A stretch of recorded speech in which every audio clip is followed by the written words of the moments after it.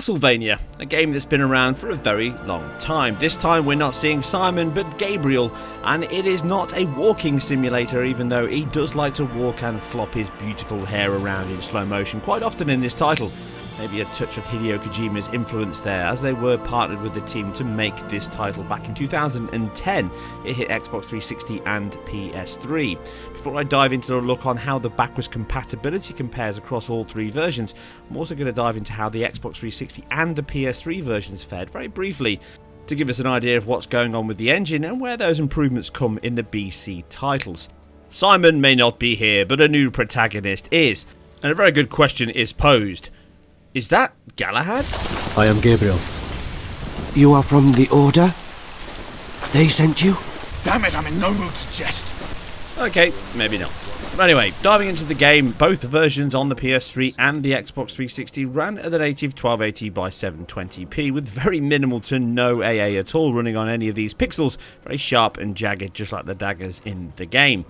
Visually and artistically, it was a very strong and hard hitter at the time, looking very impressive once you kicked off the opening sections in the rain lash battle with the werewolves, and it really pushes that on throughout the game. It's very much got its heart on its sleeve in terms of acting into that God of War style fixed third person action orientated epic title with scale, puzzles and combat that really mixes up combinations and superpowers. But what was really impressive at the time was the mixture of some of the visual aspects in the game. It certainly mixed up real-time cutscenes with video ones very well, hiding that blend quite well, and the high quality both on the Xbox 360 and the PS3, which was obviously much easier due to the Blu-ray disc they shipped with. Being rendered in-engine and carrying that visual quality through, it's sometimes hard to distinguish between the two. Certainly you can see in certain sections. The biggest giveaway is the performance running at 24 frames per second, so you get that slight judder as it runs through, certainly on panning shots, which you don't get all the time, at least, in some of the real-time cutscenes. So it was an impressive title. In this comparison, you can see a subtle difference on the lighting engine on the PS3. It's less accurate and less dense. The specular highlights are much better on the Xbox 360, but it is a very subtle change. And again, it's dynamic, so some of it may be just a catching of the light, but it does look subtly pared back on the PS3. But the alpha effects look slightly stronger with the rain than they do on the Xbox 360.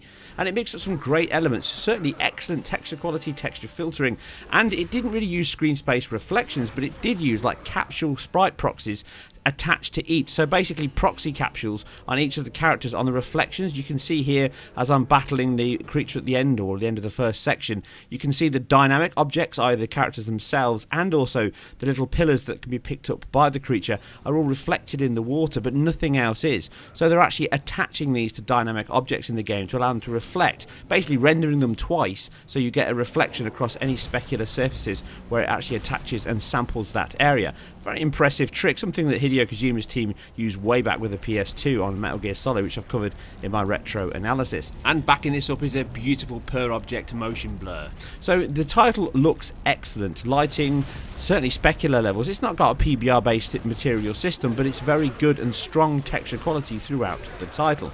But performance was its biggest letdown. Certainly on the PS3 and the Xbox 360, it targeted 30 frames per second, but it never really got there that often. Certainly the opening sections is one of the heaviest in the game, and when you can see here from the battles on both the PS3 and the Xbox 360, the PS3 is ever so slightly better than the Xbox 360, but there's not a lot in it. But they do share a similar trait, and that is that the game runs a double buffered VSync, which means there's 2 frames rendering at any one time. The front buffer that you can see on screen and the one that's currently being drawn in the background. Now remember, these consoles limited on everything that they had. One of the biggest limitations was memory.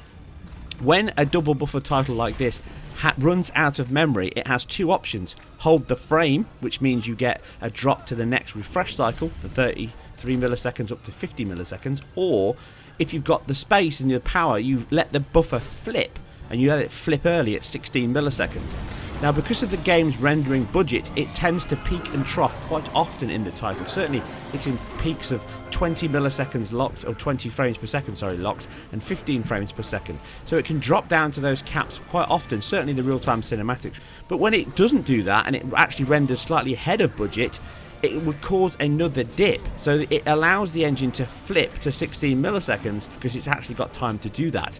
And that happens quite often. The less stressful sections of the engine, when you're walking around certain areas, it can just flip a couple of times, never much more than 1 or 2 frames above that 30 FPS target. But it's not an unlocked frame rate, it's actually the fact that occasionally it can run a little bit ahead of schedule, and because of that RAM allocation, it just is allowed to flip early. Now this section is solved in backwards compatibility, which I'll cover in a moment, but in terms of performance, both of them look very similar. On the slide of performance wise, the PS3 slightly wins out, but both of them are far away from a locked 30 FPS title, and that frame pacing issue that is introduced by these peaks and troughs that I'm talking about can actually make the game feel much worse as you're playing the title. Certainly in combat, and the cutscenes can look very jittery. So it was a great looking title that maybe pushed the machines a little too hard towards the end of their lifespan.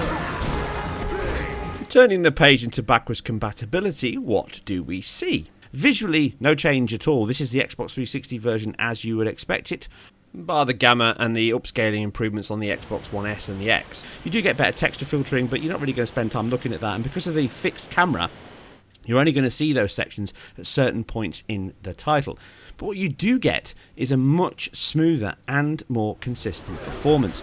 You can see it already, straight away it's 30 FPS and it hits that far more consistently, but what you don't see is any of these spikes that we've mentioned before.